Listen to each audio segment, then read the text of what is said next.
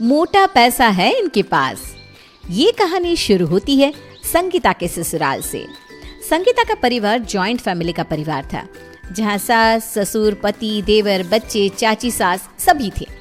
संगीता का ससुराल जितना फैला हुआ था, उतना ही फैला उसके ससुराल का घर भी था। पर इतने बड़े हवेली में रहने वाले लोग उतने ही कंजूस थे। सुबह सुबह विमला अपने कमरे से बाहर आती है और अपनी देवरानी से कहती है, ये नहीं कि उठ गई एक्सरसाइज करने बैठ जाए, सुबह सुबह उठते ही फोन लेकर बैठ जाती है। इसी फोन के कारण आजकल इतने स्पॉन्डिलाइटिस के केसेस बढ़ गए हैं। तेरे झुके हुए कंधे को तो देखकर ही मुझे लग रहा है कि तेरी हालत खस्ता है। अब स्पॉन्डिलाइटिस हो गया तो फिर सारी मस्ती निकल जाएगी, खर्चा आएगा सो अलग। अरे फोन कहाँ देख रही हूँ मैं भाभी, वो तो बस मैं सुबह सुबह भजन चालू कर रही थी। तू और भजन किसी और को बनाना, मुझे नहीं, तेरी जेठानी हूँ मैं। और आज तू किस खुशी में इतनी सुबह सुबह उठ गई? वो मुझे ना एक पार्टी में जाना है भाभी, इसीलिए ज़रा सवेरे जल्दी उठ गई, तभी तो जाकर ना कपड़े डिसाइड कर पाऊंगी। तो अभी एक्सरसाइज कर ले, शरीर फिट है तब तो पार्टी में दबा कर खा पाएगी, और ना हो तो मत ही जाना, बेकार में गिफ्ट देने का खर्चा आ जाएगा। विमला किरण को एक्सरसाइज करने बिठा देती है और खुद नहा धोकर तैयार हो जाती है। ला बहू एक थैली दे दे, मैं सब्जी लेकर आती हूँ। सुपरमार्केट से ले लीजिएगा ना मम्मी जी, उनके पास थैली भी रहती है। अरे नाना भाई, मैं तो सब्जी मंडी जा रही हूँ, सुपरमार्केट नहीं। घर से थैली ले जाने में फ़ायदा है, 2 पैसे की बचत हो जाती है, वरना वो नास पीटा सब्जी वाला 2 रुपये की एक थैली देता है, जिसमें 1 पाव से ऊपर सब्जी भी नहीं आती, और बड़ी थैली पूरे 5 रुपये की आती है। अब 5 रुपये देकर थैली कौन खरीदे? इसीलिए तो मैंने कल ही कपड़े की एक थैली बनाकर रसोई में रख दी है, जरा पकड़ा दे। और विमला अपनी थैली लिए निकल पड़ती है सब्जी मंडी की ओर। इधर उधर घूमती हुई विमला सब्जियां छांटना शुरू करती है। अरे बेटा, ये टमाटर कितने की दी? जब लेनी होगी तब दाम पूछेगा। रोज रोज आप सारी सब्जियों के दाम पूछ लेती हो और आखिर में 1-2 मिर्च उठाकर चल देती हो, कुछ लेती तो हो नहीं। आपके कारण मैंने सामने मिर्च रखना तक छोड़ दिया। अरे इतना दिल छोटा रखेगा तो कैसे जीवन में कुछ बड़ा करेगा? हैं? चल कोई बात नहीं, मैं ना ये एक अदरक ले जाती हूँ। विमला जी इसी तरह कहीं से उठाकर तो कहीं से खरीदकर सस्ती से भी सस्ती सब्जियां अपनी थैली में भर लेती है और एक न्यूज़पेपर से उसे ढक देती है और घर की तरफ जाना शुरू करती है। जैसे ही विमला अपने मोहल्ले में पहुंचती है, शंभू उसे देखते ही उस पर भड़क पड़ता है। क्यों ले आई तू इतनी सारी सब्जियां? लूटवा के मानेगी क्या मैं? हाँ, और जोर जोर से बोलो ना कि सभी को समझ में आ जाए कि हम थैली भर भर कर सब्जी मंगवाते हैं। अरे मैं पागल नहीं हूँ जो मैंने ऊपर से इस तरह न्यूज़पेपर ढक रखा है। और क्या आप भी भरे बाजार में ड्रामा कर रहे हैं? अरे पानी के भाव लेकर आई हूँ मैं इन सब्जियों को। अरे पर तुम लाए तो सब्जी वाले के पास से ही हो ना, ताज़ा ताज़ा सब्जियां। ये ताज़ी ना बस नाम की होती है, और सस्ती बोलकर वो भी अपना फ़ायदा रख ही लेता है। छटी हुई सब्जी ले आता है, अरे 5 रुपये में किलो भर देता है सब्जी वाला, और तुझे तो सिर्फ पैसे का हुलिया करना है। सुबह सुबह मोहल्ले के बीचों बीच 5 रुपए की सब्जी के लिए विमला और शंभू को ऐसे लड़ता देख पारुल अपने मामा जी से कहती है, छी छी छी, कैसे लोग हैं ये? और आप क्या कह रहे थे मामा जी? मोटा पैसा है इनके पास, उनके घर में। ऐसी फैमिली शादी के लिए सजेस्ट करते हो आप? ऐसे घर में शादी करके जाऊं मैं जहाँ पर ससुर सड़कों पर बासी पुरानी सब्जियां चुनते फिरते हैं और सास सब्जी को नजर ना लगे इसलिए उस पर न्यूज़पेपर ढकती चले। अरे भाई, थैली में सोना लेकर आ रही हो क्या तुम? और ऊपर से उस थैली को तो अच्छी तरह देखो मामा जी, ये टी-शर्ट की बनी हुई है। यही तो तुम आजकल के बच्चों का, ऐसे ही बाल सफ़ेद नहीं किए मैंने। इनके बड़े बेटे की अय्याशी देख लोगी ना तो फिर तुम कहोगी आईफोन लेकर घूमता है, 3.5 लाख की बाइक है उसके पास, और कपड़े ब्रांडेड ही पहनता है। शंभू जी को तो शुरू से आदत है कंजूसी की, और विमला जी तो ये सब एक्टिंग करती है लोगों की आंखों में धूल झोंकने के लिए, ताकि इनकम टैक्स विभाग वालों को खबर ना लग जाए इनके पैसों की। तुझे नहीं करनी शादी तो मत कर। मेरे एक दोस्त की 3 बेटियां हैं, बेचारा उनकी शादी के लिए परेशान है। इस घर के बारे में मैं उसे बता दूंगा, किसी का तो भला हो। हाँ हाँ, बता देना। जहाँ यहाँ विमला कंजूसी की हदें पार किए जा रही थी, वहीं उसका बड़ा बेटा पब में डिस्को डांस कर रहा था। 1 more drink। आपके जैसा ग्राहक तो हमने कभी पहले देखा ही नहीं राहुल जी। सुबह सुबह डिस्को में जहाँ कोई नहीं आता वहाँ आप ज़रूर पहुँच जाते हैं। अपने ही धुन में पागलों की तरह नाचने के बाद राहुल अपनी बाइक घुमाता हुआ अपने घर के बाहर पहुंचता है, जहां उसकी सेवा के लिए पहले ही दरवाजे पर विमला और किरण पहुंच जाती हैं। अरे भाभी देखिए, आ गया हमारा राजकुमार। सनस्क्रीन नहीं लगाई थी ना बेटा तूने, हैं? इसीलिए चेहरा ऐसा दब पड़ गया है। अब आप सोच रहे होंगे इस घर में कोई अय्याशी कर रहा है तो कोई कंजूसी, तो असल में मेहनत कौन कर रहा है? इस घर में मेहनत करने की सारी जिम्मेदारी सिर्फ और सिर्फ विकास पर थी। बचपन से ही विकास को उसके माँ बाप से एक पैसे की मदद नहीं मिली थी। वो बेचारा सब कुछ अपने ही दम पर करता था। दुकान से थका हारा पसीने से लथपथ विकास अपने घर आता है। खाना तो दूर, उसे कोई पानी तक नहीं पूछता। सभी राहुल की सेवा में ही लगे रहते हैं।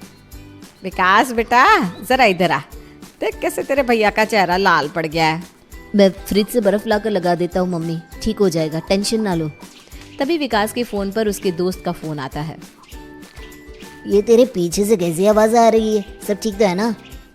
अरे वो भैया धूप में बाहर चले गए थे ना, तो उनका स्किन बर्न हो गया। वाह भाई वाह, उसका स्किन बर्न सबको दिख रहा है और तेरा लाइफ बंद होता हुआ किसी को नहीं दिख रहा।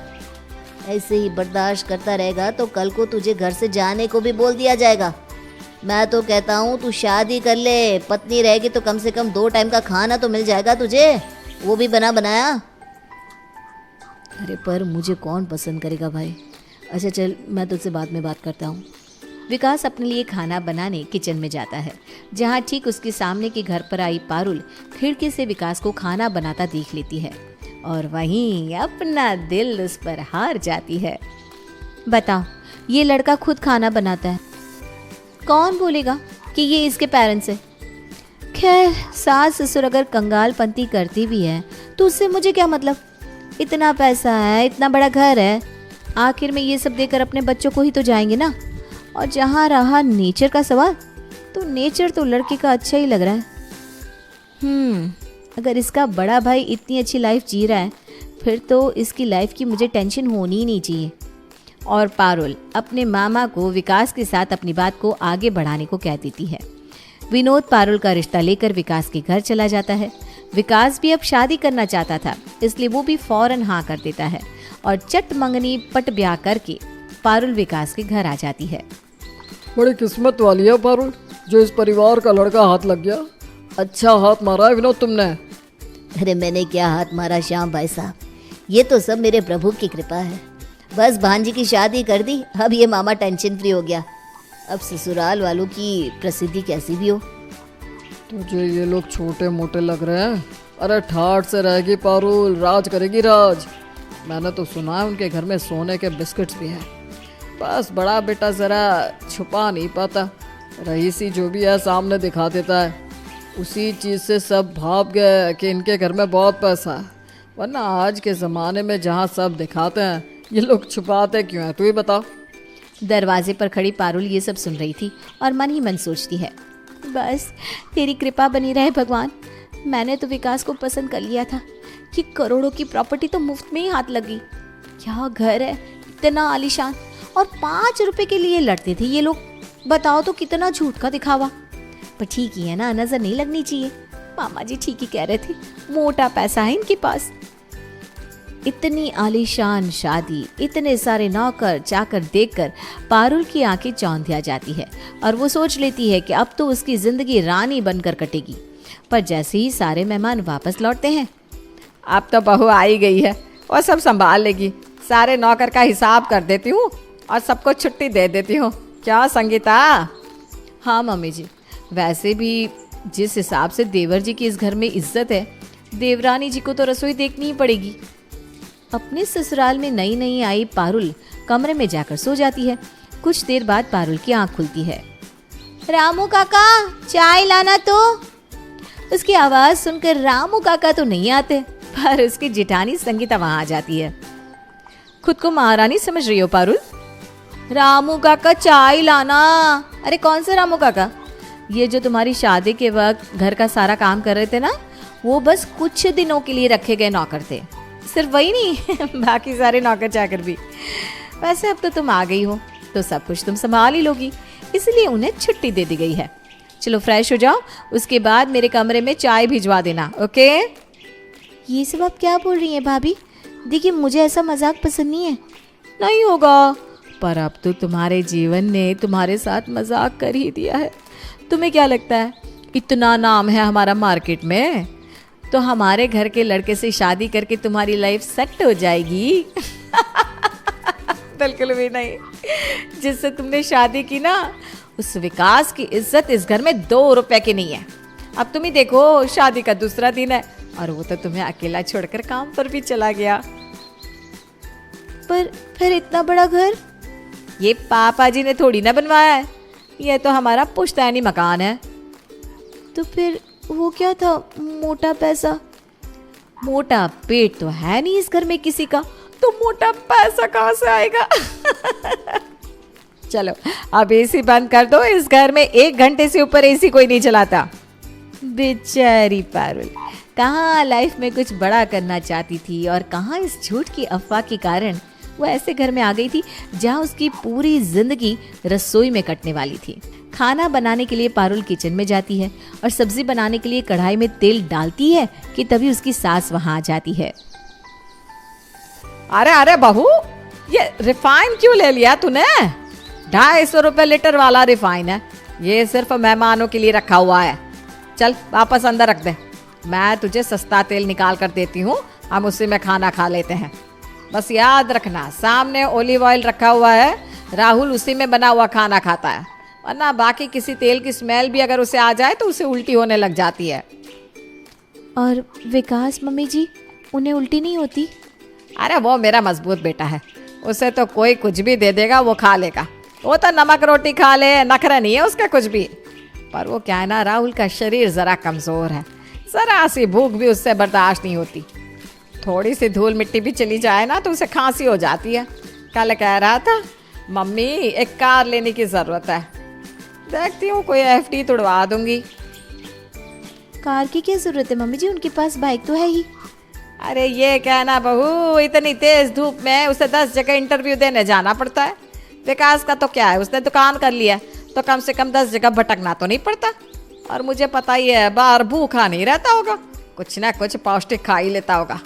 पर मैं अगर राहुल का पेट भर कर ना रखूं तो वो बेचारा भूखा मरता मैदा भी खा ले। अभी कार तो मैं उसे लेकर ही दूंगी, नौकरी लग जाए उसकी, मेरी टेंशन खत्म। हे भगवान, कैसे लोग हैं ये? एक ही माँ अपने दोनों बच्चों में इतना भेदभाव कैसे कर सकती है? पारुल का खून तो पहले ही खोल रहा था कि बची कुची कसर पूरी करने किरण भी रसोई में आ जाती है। ये ठीक किया भाभी आपने, जो पायल को सब बता दिया। सब बच्चों का शरीर एक सा नहीं होता। बेचारा हमारा राहुल थोड़ा कमज़ोर है तो क्या कर सकते हैं। और बेटा ऊपर देख, वो कबर्ड में जो पहले वाला डाइनिंग सेट है ना, उसी डाइनिंग सेट में खाना परोसना। राहुल स्टील के बर्तन में खाना नहीं खाता। खाना बनाकर पारुल टेबल पर पहुंचती है। सभी घबराए हुए राहुल की तरफ देख रहे थे कि बस उसे खाना पसंद आ जाए। ये कोई खाना है? हाँ, कोई खाना है ये? इसलिए मुझे घर पर रोक रखा था तुमने मम्मी, इसके चक्कर में मेरी इंटरव्यू भी छूट गई। ये कहकर गुस्से में राहुल उठता है और उस खाने की प्लेट को छोड़कर बाहर चला जाता है। इसी बात का डर था मुझे, बेचारा भूखा चला गया मेरा बच्चा। ए जी, आप उसके पीछे पीछे जाइए ना, कुछ ना कुछ बाहर खिला दीजिएगा उसे। अरे उसके पास तो पैसे भी नहीं होंगे। हाँ, पूरा दिन तो किसी तरह पारुल अपने ससुराल में निकाल लेती है और रात को जैसे ही विकास दुकान से लौटकर घर आता है तो वो विकास से इस बारे में बात करती है। मेरे साथ धोखा हुआ है विकास, मुझे नहीं पता था कि तुम्हारा परिवार अंदर से इतना खोखला है। 5 रुपए नहीं है यहाँ किसी के पास। सिलाई कर करके तो मम्मी साड़ी पहनती है और बचाए हुए सारे पैसे देती किसे है? राहुल भैया को, जो अपनी अय्याशी में इन पैसों को उड़ा रहा है। पहले तो मुझे लगा धोखा मेरे साथ हो रहा है, पर मुझसे ज़्यादा बड़ा धोखा तो तुम्हारे साथ हो रहा है। तुम्हारी यहाँ कदर ही नहीं है, जबकि सारा खर्चा तुम देते हो। शादी में खर्च तुमने लोन लेकर किया था। हाँ पारुल, मैं अपने भाई से बहुत प्यार करता हूँ और अपने घर वालों से भी, और इन चीज़ों से मुझे फ़र्क नहीं पड़ता। कोई कदर करे या ना करे, मैं जैसा हूँ मैं वैसा ही रहूँगा। तुम होगे धड़कन मूवी के अक्षय कुमार, पर मैं शिल्पा शेट्टी नहीं हूँ। तुम्हारी अच्छाई देखकर मैं इस चक्की में नहीं पीस सकती। मैं जा रही हूँ वापस अपने मामा जी के घर। पारुल, तुम मेरी पत्नी हो, ऐसा क्यों बोल रही हो? तुम्हें मैं किसी भी चीज की कोई कमी नहीं होने दूंगा। पर पारुल विकास की एक बात नहीं सुनती और अपना सामान पैक कर लेती है। अपना सामान लेकर जैसे ही पारुल अपने कमरे से निकलती है, संगीता उसे रोकते हुए कहती है, मैं बहुत बार अपने मायके गई, पर मेरे मायके वालों ने मुझे अपने पास नहीं रखा। तुम्हारे मायके वाले मुझे अपने पास रख लेंगे क्या पारुल? तो मैं भी चलती हूँ। ताना दे रही हो ना मुझे भाभी? मैं तुमसे चिकनी चुपड़ी बातें नहीं करना चाहती थी, इसलिए पहली बार में ही मैंने तुम्हें इस घर की सारी सच्चाई बता दी थी, ताकि तुम्हें समझ में आ जाए कि कितनी बड़ी भूल कर रही हो तुम इस घर में शादी करके। इसी तरह मोटा है पैसा कह कर मेरे मम्मी पापा ने इस घर में मेरी शादी कर दी। पर फेरे होते ही राहुल डिस्को चला गया और अगली सुबह आया पूरे तरह नशे में धुत। चाची और मम्मी जी उनकी सेवा सत्कार में लग गई। पति का प्यार तो मुझे कभी मिला ही नहीं, क्योंकि वो घर पर कभी टिके ही नहीं, और जब टिके तो बस चीखे चिल्लाए। लड़का तो देवर जी जैसा होता है, पर देखो सही परवरिश ना होने के कारण, सही संस्कार ना होने के कारण और सही पेरेंटिंग ना होने के कारण दोनों घर कैसे बर्बाद हो रहे हैं।